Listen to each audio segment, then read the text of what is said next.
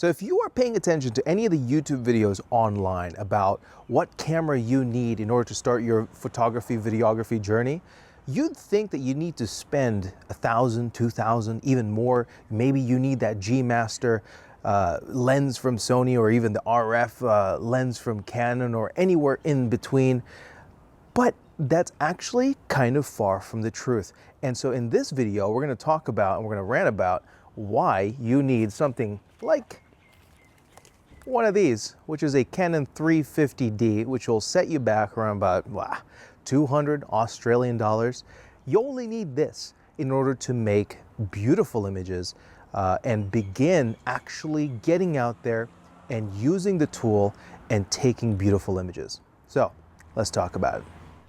So for me to demonstrate kind of what I mean by this, I'm essentially going to show you and plain and simply do a comparison between the photos from a reference modern day camera similar to, or coming from an A7 IV, Sony Alpha 7 IV with G Master lenses. This one's not currently a G Master because that's on the FX6 filming right now. And comparing that to this little guy, it's not really little, is it? It's a Canon 350D with a 35mm 1 to 135mm f4 to 5.6 lens. So this is very old. I think it was released in 2006, and it's actually kind of fun for me to have gone out and taken shots of it because, hey, I want to see the quality of something like this, and is it actually worth it at the end of the day? So let's have a look at the reference photos courtesy of Mr. Perry the Platypus on the screen right now. Now that is kind of what you would see on a normal, I guess, backlit photo on an A7 IV. I haven't done any post-processing on it. I haven't done any kind of contrast adjustments or high dynamic range adjustments. This is just straight out of camera with a little bit of an exposure tweak just so I can get the exposures correctly across all the different cameras. Now let's compare that. So this is the f1.4, and then now this one is the f4, just so we can compare it with the 350D. And now let's have a look at the images that comes out from the 350D. Look, if we were to do an A-B comparison, it's very easy to see that there is a significant difference, right? Significant difference on the contrast, on the sharpness, on just the general image quality. But the crazy thing is that if you are sharing to social media, or if you don't have this comparison, next to each other, your eye won't be able to kind of tell instantly that, oh my goodness, this is a bad photo, because it has nothing to compare it to. With a little bit of tweaks, with a little bit of adjustments on the 350D side, it can actually look pretty good. It still shoots raw, so you can recover some of the highlights. It's kind of impressive how the highlights are actually a little bit better on the 350D than in the A7 IV picture. But you can actually use the raw file in order to recover and get this image to something a little bit closer to the A7 IV. Now let's compare the A7 IV to the iPhone, because I mean, what better camera to use than the phone, the camera that's in your pocket right now? And again, you can kind of see that the iPhone, if you're not using portrait mode, it kind of has a stereotypical smartphone look, which is kind of what we're used to. That's why when you shoot photos on a DSLR or a mirrorless with a really good lens, it's like night and day. You go, oh my goodness, this was shot on a professional, high quality camera, as opposed to the over sharpened, over processed photo that you get from a smartphone like Apple, Google, etc. Now, but if you start using, though, this is the cool thing about the technology nowadays. Now let's switch on the cinematic mode. Oh wait, no, the portrait mode on the iPhone. And then you get that bokeh, the blur in the background. Suddenly, isn't it a bit interesting that suddenly this photo becomes a little bit better? It almost kind of tricks your brain into thinking, oh my goodness, is this photo taken from a professional camera, something that has a nice lens and that shoots really good photos. Now that it's funny, isn't it? Like the whole good photos thing.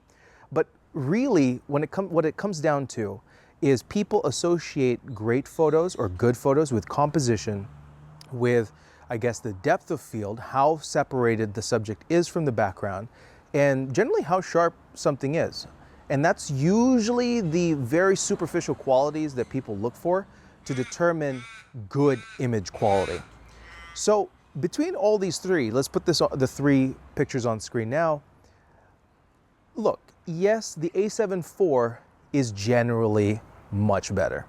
But when you compare the A7 IV to the 350D to the iPhone portrait mode, it's passable, right? The 350D and the iPhone is good, is very good, and it can literally, you can use these tools to start your photographic journey.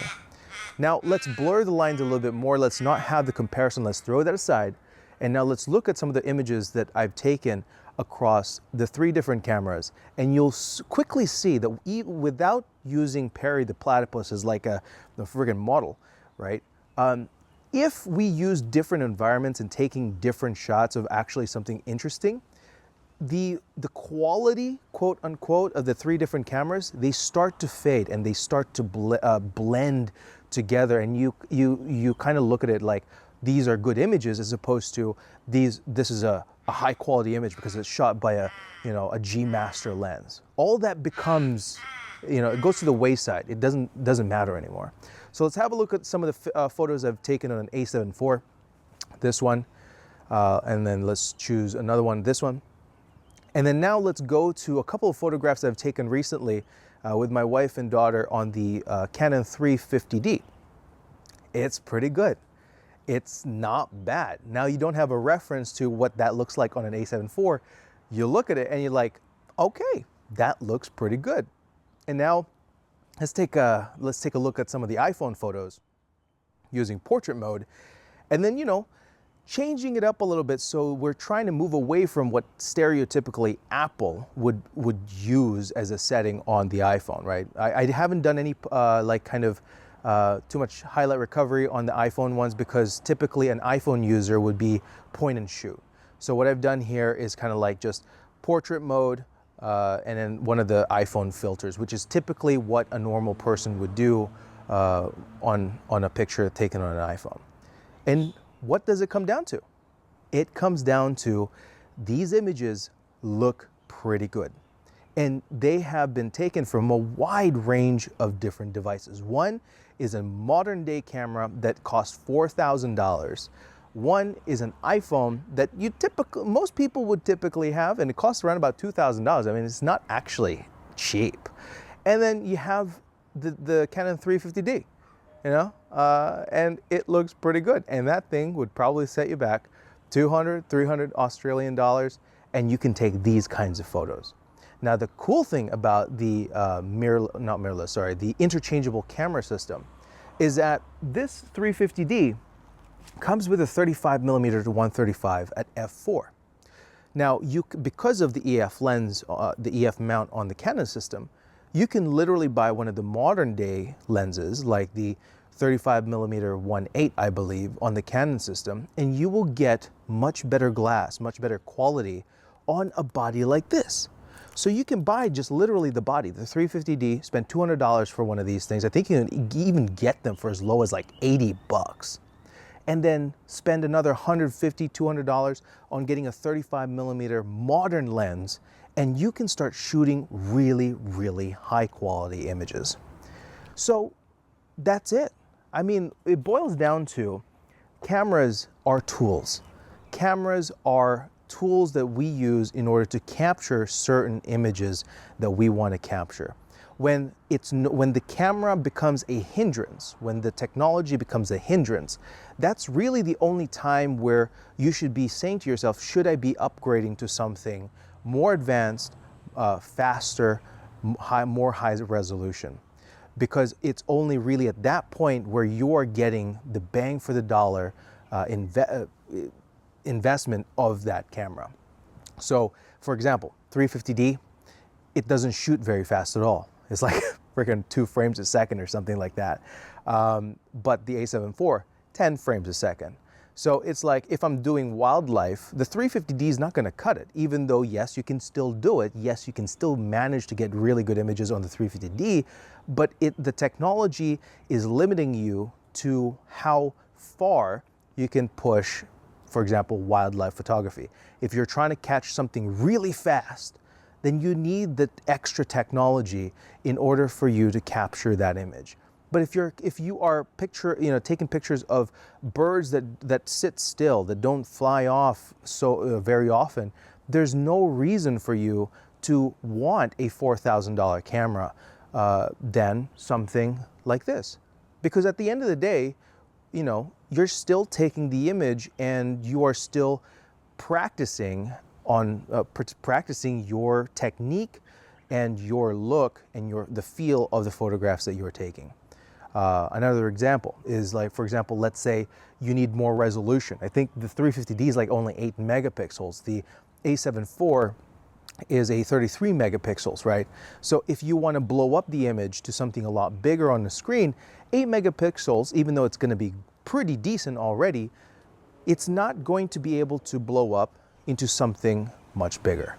So these are, I want you to start shifting your focus and your thinking from, I need an expensive camera, to what does this camera allow me to do?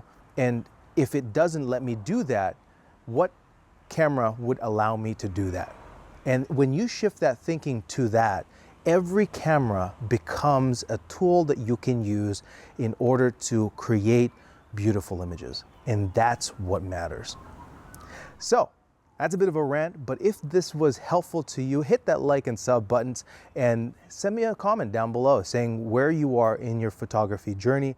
I love talking to people about photography as a whole because, look, I think right now there's a lot of competition. Like, well, who's the better photographer? What's a good photo? I don't really buy into the BS because at the end of the day, every photograph taken is a slice of time that can never be relived. And if you, let's say, captured a crappy photo, but you're the only person who has that photo and no one else has it, then your photo is the best, if you want to think of it like that. But yeah, tell me what you love about photography, where you are in your journey. And until next time, let me know if you like this video, by the way. I changed from the car to the outside. I hope you like it. I'll catch you in the next one. See you guys.